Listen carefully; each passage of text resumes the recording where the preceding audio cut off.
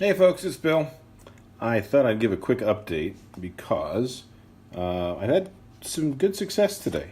So just give an update. Last time we talked was Friday. I had just received these in the mail from China for an insane price of $2.30 each in 3 days, which is nuts.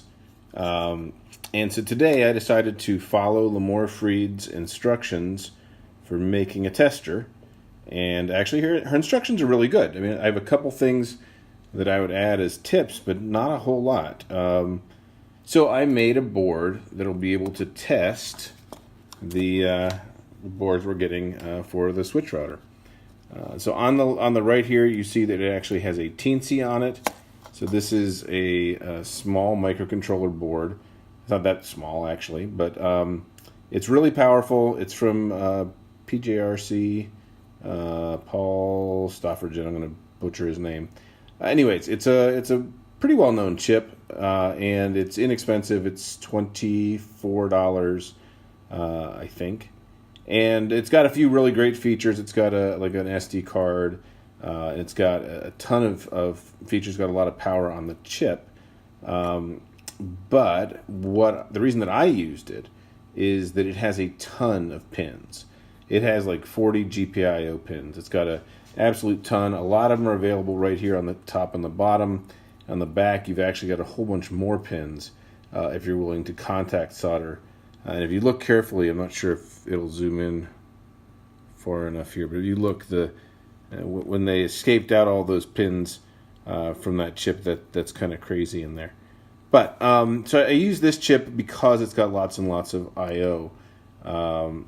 And hopefully this will work for me. Sorry about the jiggling here. So this goes right down here on the right hand side on the board that I had them make from PCBWay. So this slides on like this. You'll see it's not soldered on yet. I'm not sure whether I'm just going to solder it on or I'm going to use female headers on this board.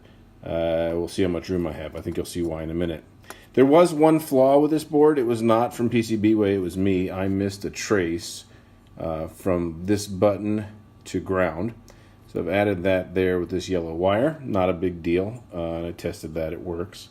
The other big problem was that I don't actually have any of these buttons in stock, the correct size buttons right here. So I was able to get down a different button that will stay in place, but it doesn't quite fit right. It doesn't matter. It works. You hit the button, and it shorts this pin to ground, which is just one of the pins here on the teensy. As you can see, it's got two LEDs. This is for a failed board and a pass board. I'll probably have them flash back and forth while it is running. And you'll see it has a whole lot of these pogo pins, right? So these pogo pins right here are all the work in this enterprise. The idea is that when you take a board, and this is the size of the board that we're going to be testing, I actually cut off the teensy part and the LED part so I could get the right size board. When this goes on, you'll see that if I place this on here, those pogo pins exactly line up with where the solder points are on the board. And what that means is that temporarily they will bridge from this board to this board without actually having to solder anything in. So it's very cool. I did buy some of the clamps to hold these down, but given that our volume's pretty low, I think I'm probably just going to go ahead and just screw these on. So when we get a board, I'll put it on, take a couple of these, just standoffs, twist them on, and you'll see this will actually very securely hold that in place. Let me see if I can get you guys a better view in there. But it will actually hold all those in place. I do have a couple of tips if you decide to do this. I mean, the idea here is you clamp this on, it will actually be populated with all the chips and relays. You hit the button, it starts the test, and it will test each one of the 5 relays. It'll test the current sensor, it'll test these breakouts right here. It'll make sure everything works in every combination. It'll give you a green or a red when you're done. So that's the idea behind this. I do have a couple things that I had trouble with that I think I would do either differently from what Lamore's guide said, her video said, or just it didn't say in the guide. One is I would have put down these headers for the Teensy last. I would have put the pogo pins down first. These got in the way a lot as I was trying to do these last pins here. Another thing that I don't think she says in her guide is getting these standoffs in place, not the top ones, but these that it's going to sit on first before you try to line anything up, and getting those perfectly straight is probably very key.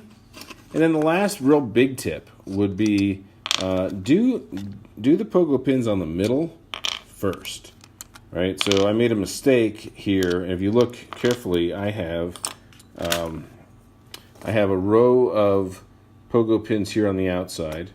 I have a row of pogo pins here on the outside. And then I've got these two, and these 8 in the middle. And I made the mistake of doing the outside pogo pins first without realizing that was going to make everything harder, right? So getting in here was just that much harder with a soldering iron when you couldn't come in at as much of an angle. It wasn't a huge deal. I managed to get it done, and it turned out well. But I think that overall, those are really the only things that I really wasn't prepared for when I followed her instructions. I guess the only other thing is you'll notice that I ended up having to get little spacers here in order to tighten these down, and that really lifted this off of the wood. So there was a big gap here where the pogo pins were. You kind of need to plan for that because you don't really want there to be that big of a gap. So what I ended up doing was taking just a female header and setting it here as I soldered. Not a big deal. It all works. If you look, it will actually hold. I hold this perfectly, and I'm very happy with it. So let me see if I can get this right. This goes like this. So yeah, so all the pins line up, they stay in place.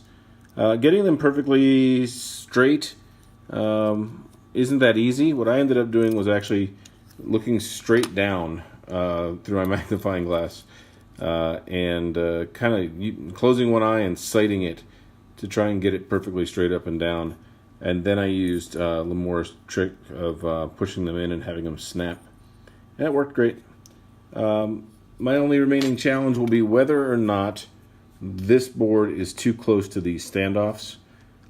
If they are, the only problem is going to be if that board's too close to the standoffs, I'm not going to be able to have the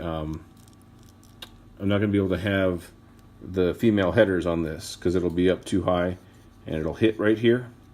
When I have the real board with the components on it, it might come out a little more, in which case I'll have to solder the Teensy directly onto the board and maybe even cut off all of these header pins. That's not the end of the world. I'd rather not do that because I'd like to be able to reuse the Teensy when I'm done with this tester. But it's $20. If I end up making this a permanent tester, it is not going to be the end of the world. So it's just an update for those of you following along. This is a lot of work. It's a few hours worth of work to get these things lined up correctly and working. But I feel like I've learned something. I learned you can bend pogo pins. I learned that if you push too hard, they snap. And I know exactly why this happened. This is not a faulty part. It is me not realizing I couldn't push that hard. But it snapped, and I could see that it wasn't working, so I replaced it. They're cheap. It's not a big deal. If you guys have any questions, let me know, and I'll keep you guys up to date. John sent me a note today. I sent him the remaining questions they have. It's really trivial at this point, so we should be able to go ahead and tell them to pull the trigger. It'll take them about 10 days to do the other board because they have to get some of the components in, but we should be moving forward pretty quickly. All right, I'll talk to y'all later. Bye.